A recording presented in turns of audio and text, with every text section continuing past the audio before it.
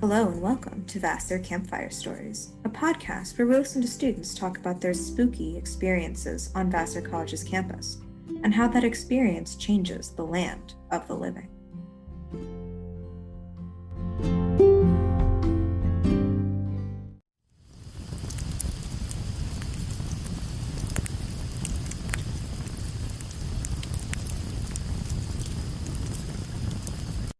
All right, welcome to another episode of Vassar Campfire Stories. Thank you for listening, and I hope you're ready for a good one today. I am your host, Haley Bax, and I am so excited to be sitting here today with Emma. Emma, do you want to introduce yourself? Hi, as you just heard, I'm Emma, and I am a mathematics major here at Vassar College. And my ghost story, which I will get into later, takes place in Joss. So all you Joss people out there, beware, there's a ghost haunting the halls. Yes, and I'm recording this in Joss right now, so I really hope that I don't have any interference. But if we do, maybe we'll have some proof. So, Emma, thank you for being here. And if you're ready, we can dive right in.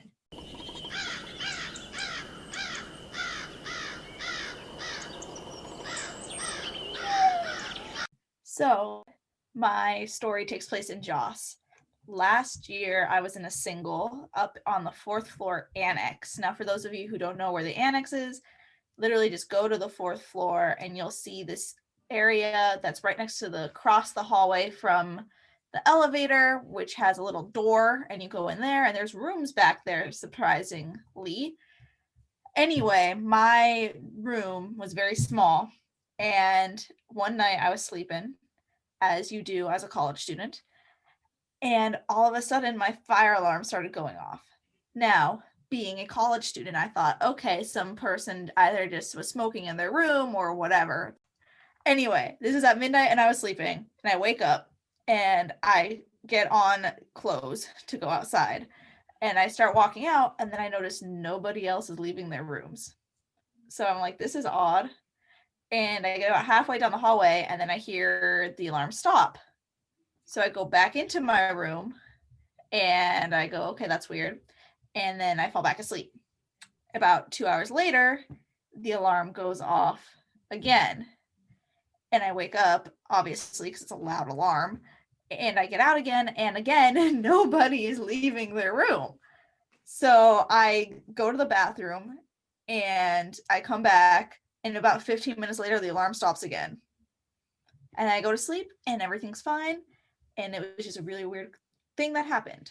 Well, a few nights later, I'm again sleeping, minding my own business. And at around midnight to 1 a.m., I have a TV in my room, and the TV flips on full volume, starts blasting some TV show. And it wakes me up, and I'm like, what? What? The remotes are nowhere near me.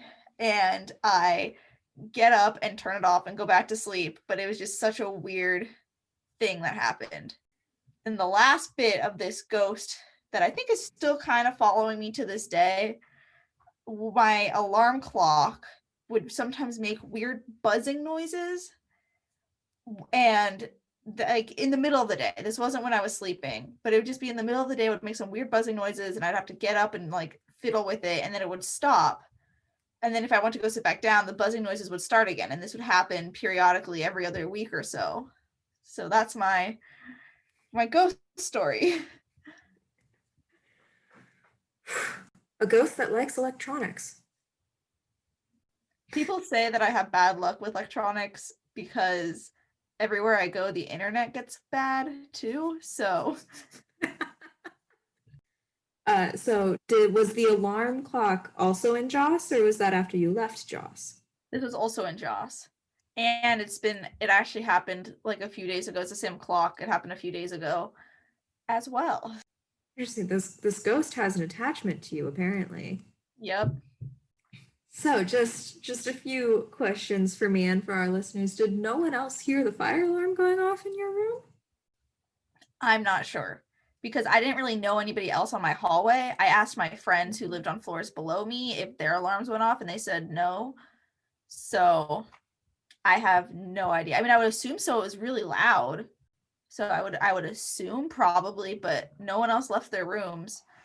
For the listeners, for everyone who knows who doesn't live in Joss, this was the year right after we got the renovation, and our alarms, the fire alarm in Joss used to be outside the rooms, and it was really, really loud outside the rooms. But then since then they moved them into the rooms, which is like that was the year right after that happened. Right.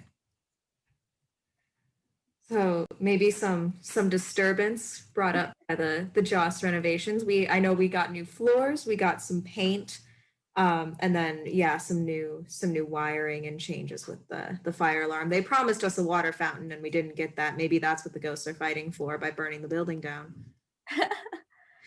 I love that we got some paint. Yeah, we got some paint. We got some paint. And then, so your TV, do you remember what time the TV turned on? Between 12 to 2 a.m., about the same time that the fire alarm went off the night prior. Classic ghost, so predictable. Always between like midnight and 3 a.m. The witching hour.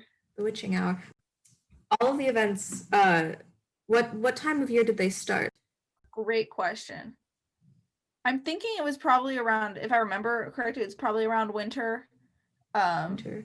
Just because I remember getting more clothes on because I was like, oh no, I have to go outside and it's cold. Right. How did these experiences affect the way that you experienced Joss as a building, which I assume had been your home prior?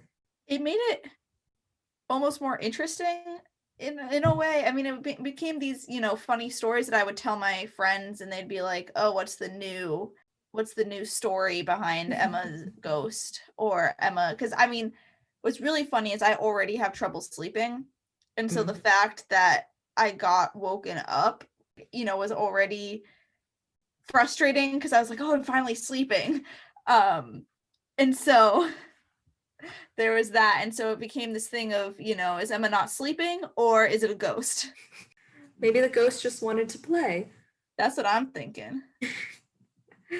Do you have any inkling of maybe if it could have been a former student or maybe an employee? Any inkling? No, I mean, not really. Just because it probably happened due to the renovations. And so I don't know if it could have been a former student who lived there, in the fact of, them being upset that Joss is changing. That would be my only, what's the word I'm looking for? Theory, thank you. You're welcome. I'm here to help. That'd be my only theory on that front. I don't know, maybe it's the original electrician being upset that they rewired everything. I'm trying to. Could be. So were you ever scared? No, I didn't think it was a mean ghost. I thought, like you said, I thought it just wanted to play or, just kind of say hi in its ghostly ways. I'm not going to lie, I did try to talk to it one night just because I wanted to sleep. And I just said, hey, if you want to hang, can you hang during the day and not at midnight when I'm trying to sleep? Just curious, is that when the clock started? Maybe it was. See, this happened a year ago and my mind's so foggy from then, but it could have been. Maybe the ghost listened to you and then continued to follow you. Does it make you think about Vassar's campus as a whole in any different way, that we might possibly have several hauntings around campus?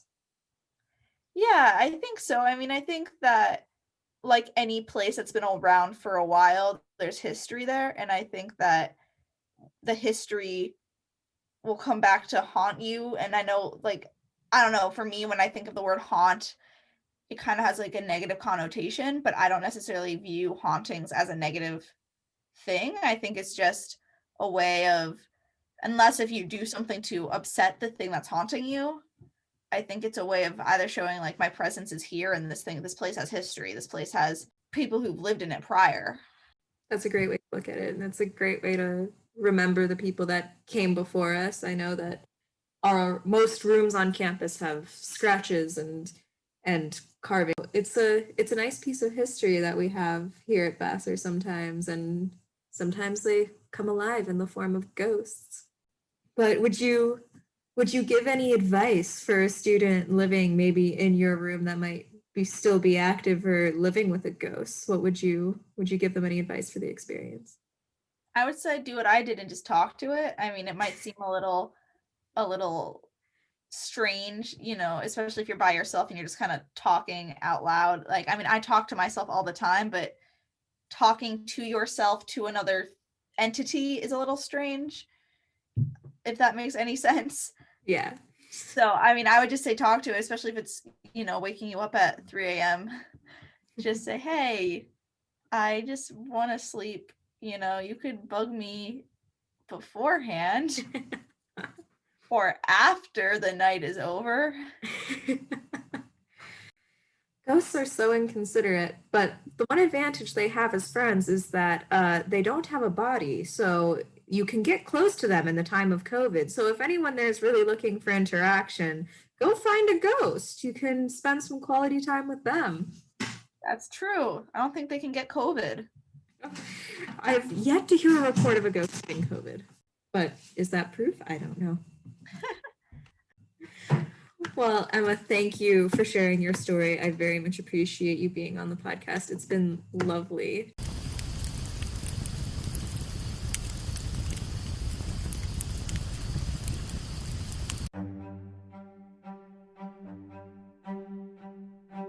The discussion of this story, the previous one, and the next one will all happen after the next and final episode concerning the Joss fourth floor fairy. I hope you join me for the next episode and the conclusion of this wonderful saga. Have a good night.